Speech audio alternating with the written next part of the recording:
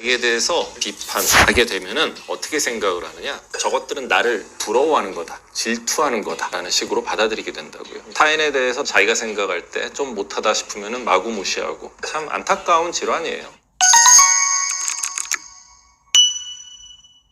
양브로의 정신세계. 네, 안녕하세요. 정신건강의학과 전문의 양재진입니다. 네, 안녕하세요. 정신과 의사 양재입니다. 양떼들 안녕. 안녕. 약간 기회주의자 같아. 형이? 아니, 우리가. 너는 거기서 왜 형이라고 생각을 하지? 왜 뭐가? 구독자 수 잘 안 올라간다고 얘기하고 계속 양떼 찾는 게 좋아. 양떼 여러분 사랑합니다. 너무 별로다. 있을 때 잘해야지. 응? 있을 때 잘해. 그래. 네. 어? 아, 형한테 잘하라고. 또 자기중심적인.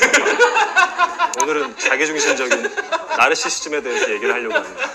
오늘 전지적 의사시점 나르시시즘에 대해서 얘기를 하려고 하는데, 우리가 이제 수많은 컨텐츠에서 나를 사랑해라, 다른 누구도 아닌 일단 여러분 자신을 사랑하세요라는 얘기를 많이 했는데, 우리뿐만 아니라 나를 사랑하는 거에 대한 컨텐츠들 많이 나왔죠. 당신은 사랑받기 위해 태어난 사람이 시초였던 것 같고. 문제가 이제 과유불급이죠. 나를 사랑하라고 했더니 너무 나만 사랑해. 이게 문제예요.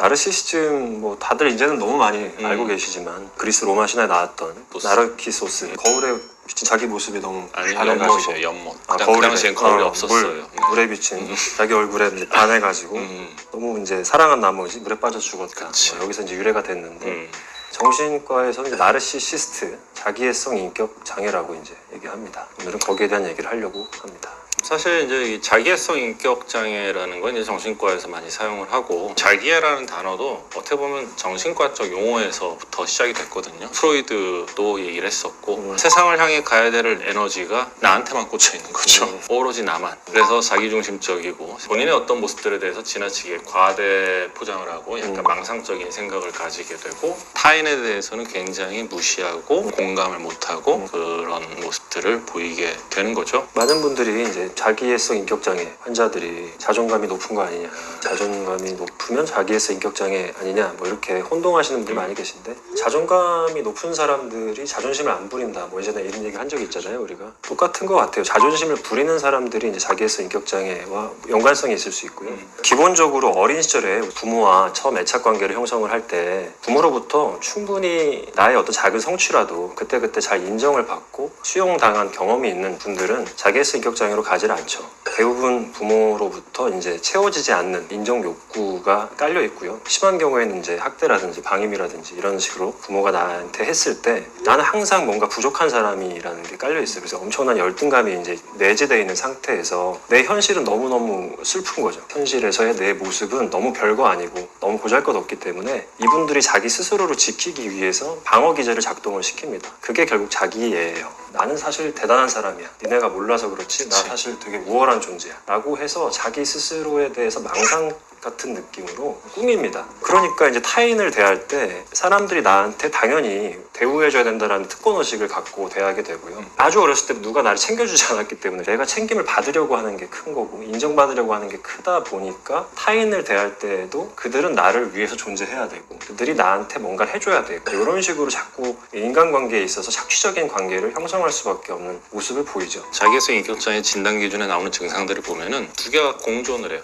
그러니까 하나는 자기 스스로 자기가 대단하다는 것들, 다 대단하다고 착각하거나 대단하게 보이는 것들에 대한 것들이 있고, 또 하나는 굉장히 약한 모습들이 있어요. 그러니까 아까 좀 전에 얘기한 열등감이라든지 낮은 자존감이라든지, 그래서 재밌는 게 그 우리가 A, B, C로 나눌 때 클러스터 B라고 하는 B군에 있는 것들이 경계성 인격장애, 연극성 인격장애, 자기애성 인격장애, 반사회성 인격장애인데, 연극성이나 경계선, 자기애성에서 공통적으로 나타나는 게 감정 기복이 심해요. 그러니까 누가 조금만 우쭈쭈 해주면은 막 이러다가 남들이 자기 인정 안 해주거나 약간 남들한테 무시당하거나 이러면은 하염없이 깔아앉혀요. 왜냐하면은 열등감인 자기 본질을 약간의 말도 안 되는 자기 망상으로 덮어놓은 꼴이기 때문에 이게 조금이라도 균열이 가거나 깨지는 상황이 되면 견딜 수가 없어요. 그래서 대부분 본인에 대해서는 굉장히 과대포장되어 있고, 타인들에 대해서는 굉장히 공격적이거나 아니면은 지배적이죠. 너네는 날 위해 존재 존재하는 거니까 남들을 양심의 가책 1도 없이 이용해 먹는다든지, 그리고 주로 자기보다 사회 경제적 지위가 높은 사람들하고 어울리는 걸 되게 좋아하고 그들을 찾아다니고, 그리고 주로 인맥 허세를 많이 떨죠. 나 누구도 친해, 누구도 알아, 막 이런 식. 자기에 대해서 설명을 할 때 그런 식으로밖에 자기 설명을 못 한단 말이에요. 그리고 남들이 자기에 대해서 비판하게 되면은 어떻게 생각을 하느냐, 저것들은 나를 부러워하는 거다, 질투하는 거다라는 식으로 받아들이게 된다고요. 타인에 대해서 자기가 생각할 때 좀 못하다 싶으면은 마구 무시하고. 참 안타까운 질환이에요. 장애라고 하면은 직업적 사회적 기능의 손상과 대인관계 손상이 동반돼야 되기 때문에 우리가 사회에서 만나는 사람 중에 장애라고 불릴 만한 사람은 그렇게 많지는 않아요. 하지만 자기애성, 인격, 성향을 가진 사람은 굉장히 많거든요. 특히 요즘같이 자기 어필 시대이고 자기를 사랑하라는 말이 남용되고 있는 이런 사회에서는 굉장히 지잘난 맛에 사는 것뿐만 아니라 타인을 이용해 먹으려고 하고, 타인에게 착취적으로 접근을 하고, 타인을 굉장히 무시하고 뭐 이런 모습들을 보이는 사람들이 꽤나 보인다는 게 문제인 거죠. 자기애라는 거는 긍정적인 자기애가 있는 것 같고요. 또 부정적인 자기애가 있는 것 같은데, 나르시스트들은 이제 좀 부정적인 혹은 병적인 자기애라고 이해를 하시면 좋을 것 같아요. 기본적으로 내가 나를 위해줘야 되는 마음들이 되게 중요하죠. 특히 이제 회피성이라든지 의존성 인격을 갖고 계신 분들 같은 경우에는 그게 좀 더 부족하기 때문에 긍정적인 자기애를 좀 함양할 필요가 있는데, 반대로 나르시스트 같은 경우에는 병적인 자기애를 너무 많이 갖고 있어서 타인에게 진실된 어떤 관심이 부족해요. 그리고 공감을 잘 못해주죠. 그러다 보니까 결국에는 외로운 삶을 살 수밖에 없고, 그럼 이들이 더욱더 집착하는 게 뭐냐? 자기가 갖고 있는 외모,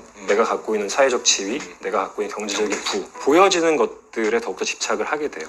결과적으로는 행복에서 점점 더 멀어지는 인생을 살게 돼서, 보통의 자기애적 인격장애 환자분들은 정신과에 절대 안 가죠.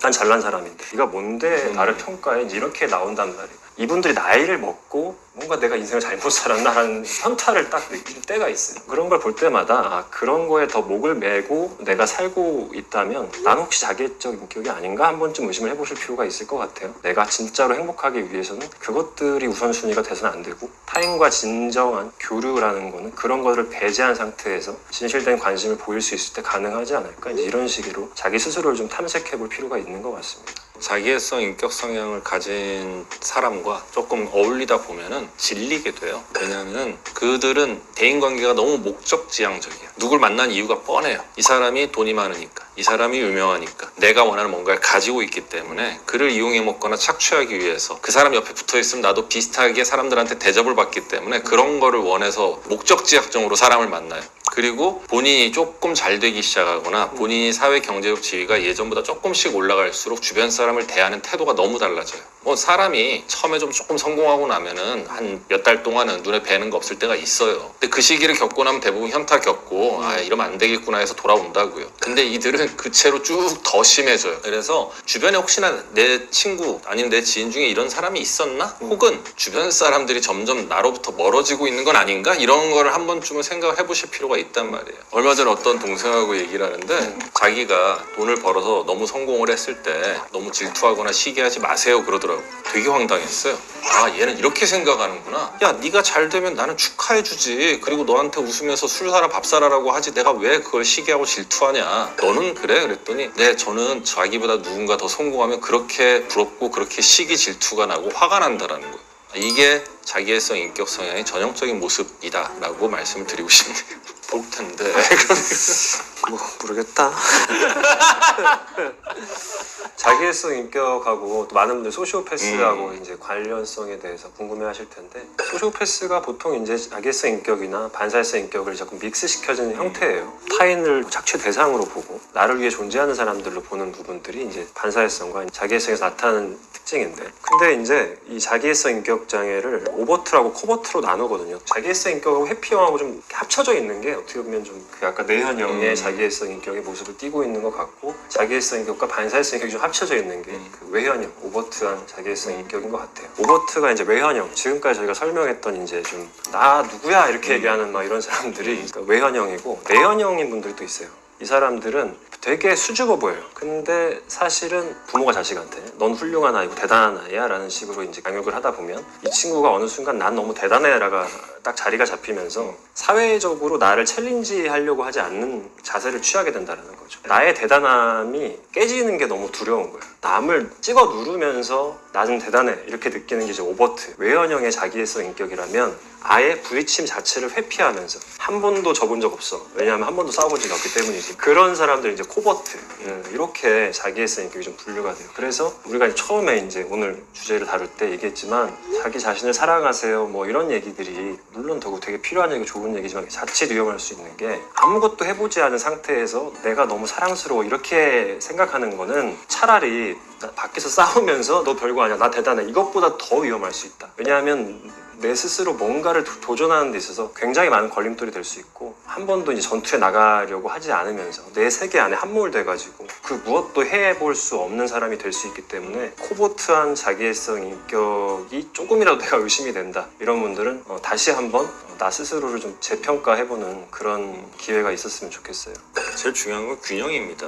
우리가 이제 여러분 자신을 사랑하세요라고 얘기를 하는 그 대상은 어떻게 보면 모든 판단 기준 자체가 나한테 있지 않고 항상 타인에게 있고 세상에 있고 그래서 그것과 비교를 하면서 자기 스스로를 너무 비하하거나 자괴감에 빠지는 분들한테 드리는 말씀이지 절대로 나만 사랑하라는 뜻이 아니에요. 나도 사랑하고 타인도 사랑하고 세상도 사랑하고 물론 뭐 홍익은도 아니고 그렇게 다 사랑할 수 없지만 최소한 나를 사랑하는 것 정도만큼 세상과 타인에 대한 관심과 사랑은 쏟은 게 그게 사람이거든요. 그런 균형은 좀 유지를 하셨으면 좋겠어요. 그리고 또 이거 듣고 정작 자기를 좀 사랑해야 되는 분이 역시나 나를 사랑하면 이런 문제가 있대 그러면서 또 딴 데서 찾지 마시고요. 그게 또 걱정인데 아까도 얘기했지만 회피성하고 의존성 이런 분들이 자기 자신에 대한 자기애가 되게 부족해요. 그러다 보니까 문제를 회피하려고 하고 자꾸 다른 사람한테 기대서 가려고 한단 말이에요. 이런 사람들은 진짜로 나를 사랑할 수 있어야 돼요. 근데 그게 근거 없는 상태에서 아무것도 해보지 않은 상태에서 자기를 사랑하는 건 되게 위험할 수 있고 크지 않아도 되는데 무언가 반복해서 스스로 성취할 수 있는 것들을 찾아내서 도전하고 계시다라고 한다면 나를 사랑할 수 있는 이유가 되고 그런 분들은 진짜 그게 정말로 필요한 거죠.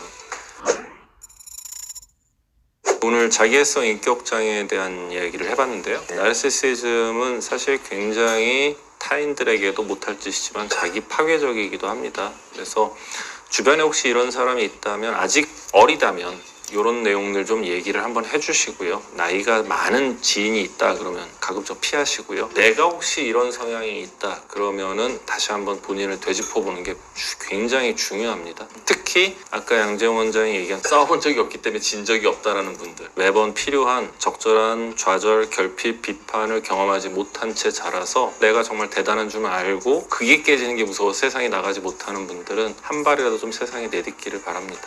마인드 카페 어플 다운받아 주시고 사연 많이 남겨주시고요. 짧은 사연이나 다음에 다뤄졌으면 컨텐츠 댓글로 많이 남겨주십시오. 제가 꼼꼼히 읽고 확인하고 다음에 다루겠습니다. 네, 댓글 좀 많이 남겨주세요. 댓글 열심히 다 보고 있습니다. 구독, 좋아요, 알림 설정 꾹.